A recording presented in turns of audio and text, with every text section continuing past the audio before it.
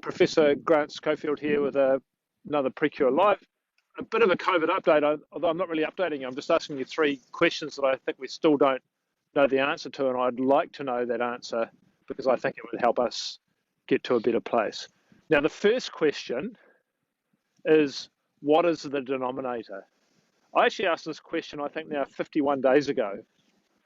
And I asked it because a master's student of mine and a Precure health coach and a physiotherapist called Jazz Williams said to me in a text, what do you reckon about this whole COVID-19 thing? And I didn't really know what to think. So after a while, I got back to him. I said, don't know. What's the denominator? Question mark. What I mean by what's the denominator? So when you have cases of a illness or a disease and it has bad outcomes, like people dying, that's the numerator. But the denominator is how many people actually had it in the first place, because that tells you if you have one person with it who died from it and 1 million people had it, that's very different than one person had it dying from it and 2 people having it. Those are completely different things. One death, but over a very different denominator. I think most people can understand that. We still don't know because of our testing, but mainly our lack of ability to do serology, to test people's blood who may or may not have had the disease, and looking at their antibody response to see whether they've had it and recovered. It may have had it without symptoms. And some early studies coming through just this week from the US show there to be a magnitude of difference between the actual cases through our current testing methods and serology. I haven't heard a single generalist in Australia or New Zealand at any of the millions of hours spent discussing this ask about serology and ask governments why we aren't doing serology. I think those are questions that the public should be asking. So can you start asking that? That'll be awesome. What about serology? What's the denominator? Because without that, we don't actually know what we're dealing with. Clearly people die and we want to avoid that. But how lethal is this in reality? And we don't know that answer still. Question 2.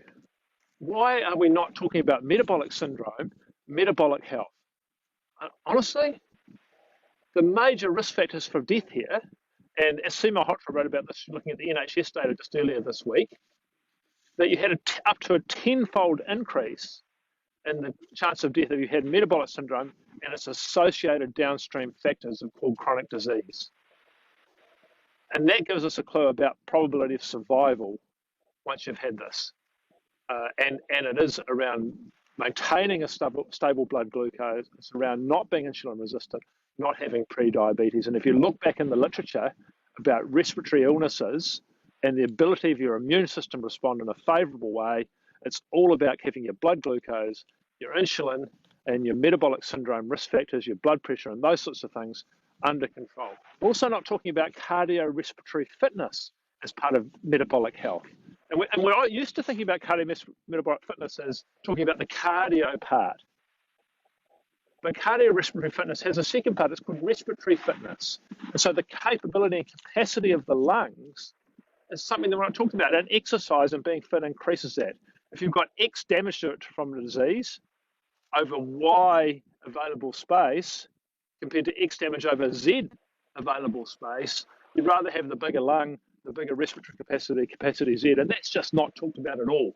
And we're spending $1 billion a day in little old New Zealand, and presumably the rest of you countries around the world are doing much more than that. Why is this not a topic?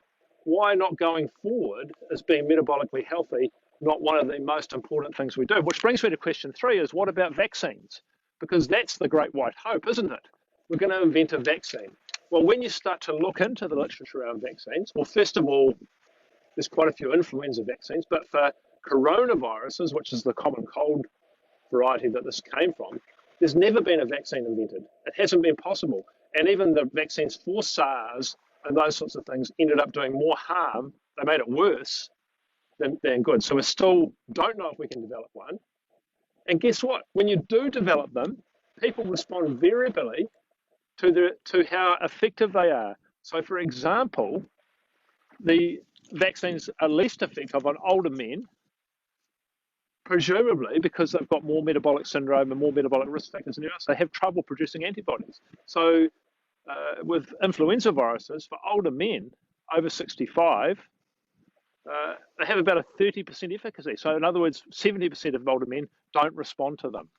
The good news is there is some improvements in the efficacy of vaccines with nutrition. So there's actually quite a strong literature on probiotics and its ability to develop and even double people's immune response or immunity by producing antibodies to viruses. So again, metabolic health things. So those are the three questions. Again, let's just go through them. What is the denominator? Still don't know. Need to know. Urgent. Start asking questions about it. Look it up. Keep asking because that's crucial. Number two, why aren't we talking about metabolic health? For goodness sake, nutrition and cardiorespiratory fitness in particular are crucial. Why are we pinning all our hopes on something that doesn't even exist and may not exist? Not saying that it can't exist, and even if it does exist, we don't know how well it's going to work and how much good or harm it's going to do. Have a good night, everyone. That's me, over and out.